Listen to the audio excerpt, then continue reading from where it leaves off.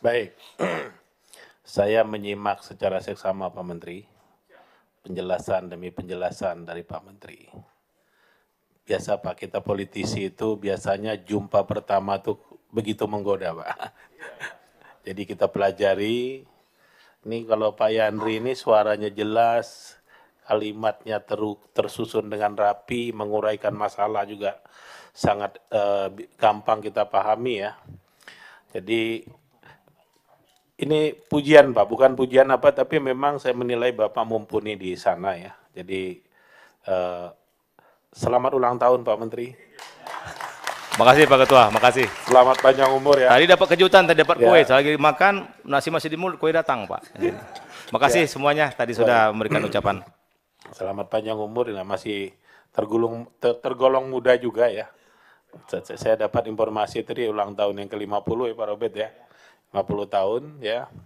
Masih punya waktu cukup panjang bisa mengabdi kepada bangsa dan negara ini ya. Dari cara Bapak berpikir, menguraikan persoalan, bertanggung jawab terhadap posisi hari ini, kami dari DPR Pak Pimpinan, kami menaruh dan seluruh anggota menaruh harapan besar kepada Pak Menteri untuk bisa menangani desa ini dengan baik, sehingga desa ini tidak hanya menjadi subjek Pak, tapi juga menjadi objek.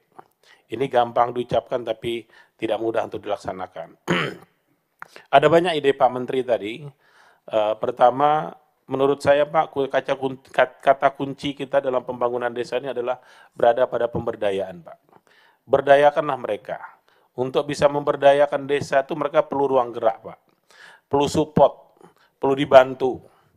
Nah, bagaimana kita mensupport, bagaimana kita membantu? Salah satunya ada dana desa. Dan supporting apa lagi misalnya? Melalui CSR. Kemudian kepedulian perusahaan-perusahaan di sekitar desa. Ya, dan mungkin Pak Menteri, saya setuju Pak. Ini menurut saya langkah strategis dan cukup fundamental menurut saya kalau Pak Menteri lakukan. Diinventarisir Pak. Hari ini desa yang berada di kawasan-kawasan industri, desa yang berada di kawasan-kawasan produksi investasi, itu coba diinventarisir Pak. Bagaimana kesejahteraan masyarakatnya? Kalau mereka tumbuh lebih baik, kita dukung perusahaannya. Tapi kalau ternyata tidak memberi efek kepada kemajuan masyarakat desa, ada apa? Tadi ada niat dari Pak Menteri ya untuk memberikan tekanan kepada pengusaha, investor yang berada di sekitar desa ya, baik perkebunan, pertambangan, pabrik dan lain-lain lah yang berada di sekitar desa. Bagaimana ini bisa memberi manfaat langsung kepada desa. Jangan hanya memberi manfaat negatifnya saja. Tadi Pak Menteri sudah cerita soal ketika pabrik datang di beberapa di aliran sungai di daerah Serang tadi Pak Menteri sebutkan, itu sungainya jadi rusak, ikan jadi hilang, air tidak bisa dimanfaatkan, bahkan bercocok tanam padi pun sekarang sudah sulit. Terus buat apa kita mendatangkan investasi yang seperti ini justru membunuh masyarakat di sekitarnya? Saya rasa ini PR Pak Menteri, saya menyimak secara seksama tadi yang Pak Menteri sampaikan. Kenapa? Kita tidak mungkin berharap banyak dengan dana yang Bapak punya. Ya, enggak bisa Pak. Tapi keinginan kuat, ketegasan, bila perlu Pak Menteri kalau memang perlu kita support dengan aturan untuk bisa lebih rigid memperkuat desa, bila perlu undang-undangnya kita perkuat lagi Pak. Ya, misalnya perlu revisi undang-undang desa misalnya, atau apapun lah terkait memperkuat posisi masyarakat desa dalam konteks kita membangun desa. Kalau tidak Pak, diskusi kita pasti kita hanya rapat evaluasi. Berapa sih dana desa yang habis? Kemudian berapa sih tingkat kemajuan dari dana desa itu? Baru kita diskusinya lagi berapa banyak sih kepala desa masuk penjara? Ini diskusi yang nggak enak Pak Menteri.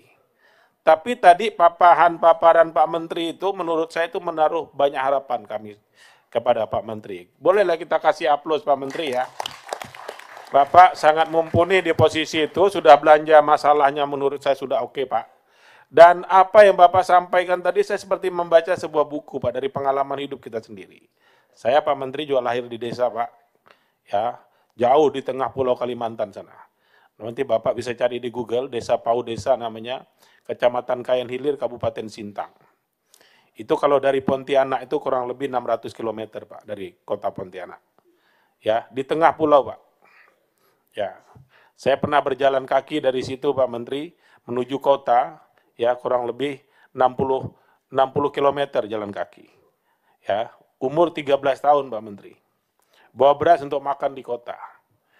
Jadi sejarah kita, ya, tidak ada listrik pasti.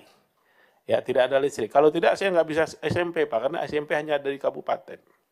Ya, jadi sampai hari ini saya masih tinggal di desa, ya, berladang juga ikut di desa, saya nanam padi masih, Pak Menteri.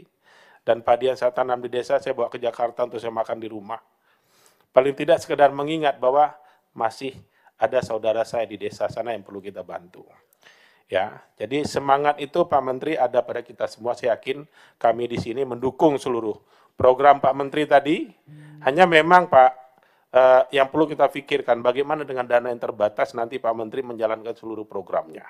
Ini PR berat kita saya rasa ya. Mudah-mudahan kami Pak akan mendukung secara maksimal apa yang sudah disampaikan oleh Pak Menteri tadi. Sehingga diskusi kita ke depan adalah bagaimana kita mempercepat pembangunan di desa. Yang paling menurut saya paling dekat Pak bisa kita kerjakan adalah bagaimana mengembalikan hak-hak masyarakat desa dulu Pak Menteri. Ya, ini saya lihat Pak Menteri ada keinginan untuk itu saya lihat. Tapi Pak Menteri perlu saya sampaikan kepada Bapak, Bapak akan berhadapan dengan banyak rintangan dan tantangan Pak. Ya, kami doakan di ulang tahun Bapak yang ke-50, Bapak kuat, teguh ya, selalu berada di masyarakat yang lemah, membela masyarakat desa ya, bahkan ketika berhadapan dengan kepentingan bos Bapak sekalipun misalnya. Ya, tidak menutup kemungkinan Pak. Ya, kita kadang-kadang mengalami situasi yang tidak mudah dalam melaksanakan tugas dan tanggung jawab. Ya, terutama masyarakat yang berada di sekitar perkebunan. Masyarakat yang hari ini tanahnya diserahkan tidak menerima plasma misalnya. Ya. Kemudian ya mereka sudah kehilangan haknya, kehilangan keberadaannya. Demikian juga pertambangan.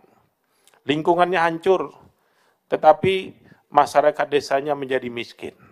Nanti bahan tambangnya habis, tinggal kehancuran yang tinggal dan kemiskinan yang ada di sana.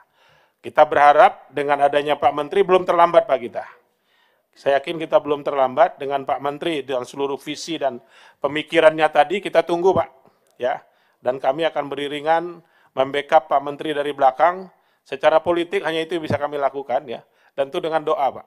Bapak selalu sehat, panjang umur ya. Hari ini berulang tahun ya, diberkati untuk selalu teguh membela masyarakat desa.